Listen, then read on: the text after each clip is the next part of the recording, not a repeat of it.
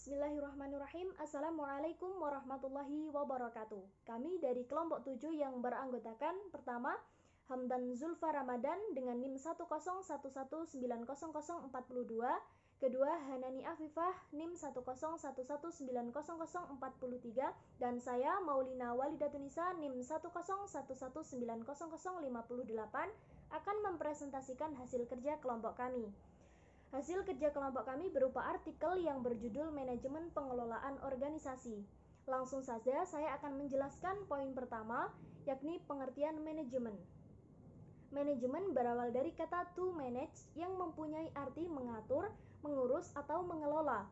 Sehingga secara substantif, makna manajemen mengandung unsur-unsur kegiatan yang berupa pengelolaan.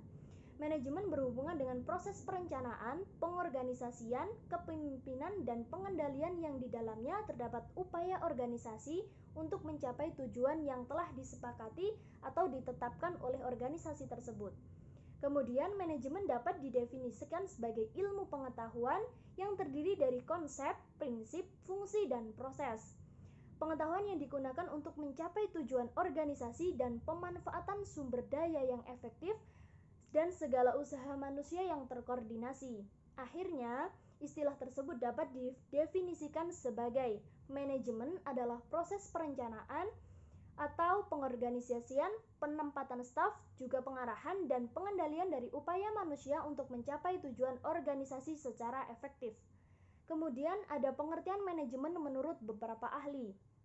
Yang pertama, menurut Duff, manajemen adalah pencapaian tujuan organisasi secara efektif dan efisien melalui perencanaan, pengorganisasian, memimpin, dan mengendalikan sumber daya organisasi. Kemudian yang kedua, menurut Sherman Hearn, manajemen adalah proses perencanaan, pengorganisasian, memimpin, dan mengendalikan penggunaan sumber daya untuk mencapai tujuan kinerja.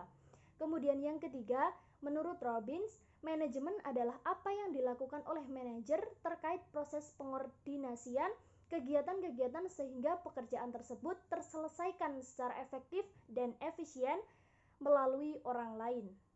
Kemudian selanjutnya akan dijelaskan oleh Mas Hamdan. B. Fungsi manajemen zakat. Yang pertama yaitu perencanaan, pengumpulan, dan pendistribusian dan pendayagunaan zakat. Perencanaan berkaitan dengan upaya yang akan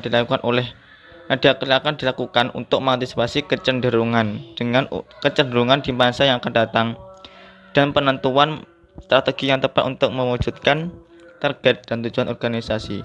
Dalam perencanaan, pengumpulan, pendistribusian, dan pendayagunaan zakat terkandung perumusan dan persoalan tentang apa saja yang akan dikerjakan oleh amil zakat, bagaimana pelaksanaan pengelolaan zakat, mengapa mesti diusahakan, kapan dilaksanakan, dan oleh siapa kegiatan tersebut dilaksanakan dalam badan amil.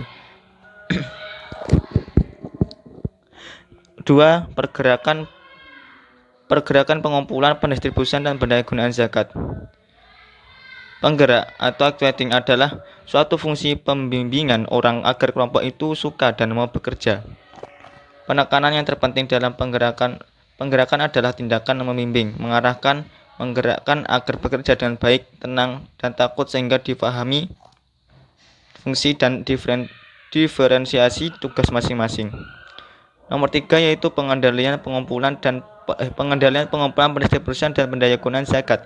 Menurut Muhammad Hasan, pengendalian adalah mengetahui kejadian-kejadian yang sebenarnya dengan ketentuan dan ketetapan peraturan, serta menunjuk secara tepat terhadap dasar-dasar yang telah ditetapkan dalam perencanaan semula.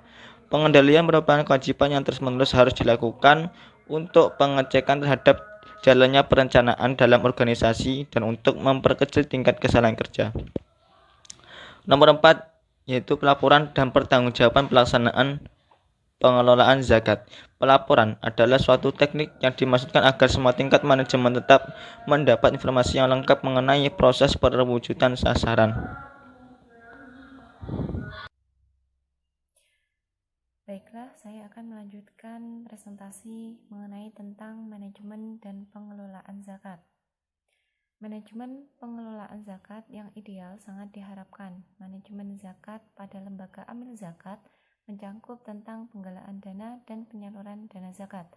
Hal ini merupakan kegiatan yang sangat penting bagi pengelolaan zakat dalam upaya untuk mendukung jalannya program dan menjalankan roda operasional agar pengelolaan tersebut dapat mencapai maksud dan tujuan dari organisasi pengelolaan zakat.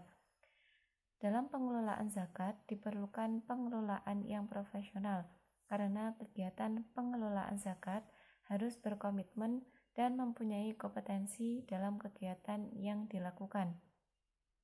Pelaksanaan kegiatan zakat ini berkaitan dengan fundraising atau penghimpunan dana zakat.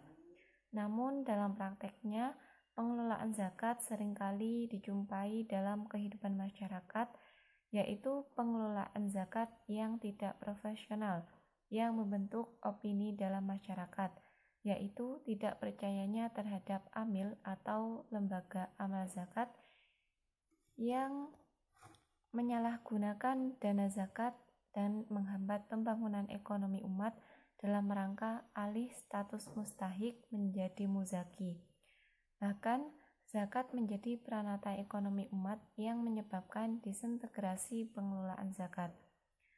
Pola manajemen zakat masih mengalami berbagai problem yang mengakibatkan kurang efektifnya dan efisien dalam pembangunan perekonomian umat Islam, sehingga zakat hanya ada dalam dimensi ibadah semata yang berakibat pada terpisahnya dimensi spiritualitas individu, sosial, dan ekonomi. Manajemen pendayagunaan zakat diantaranya adalah 1.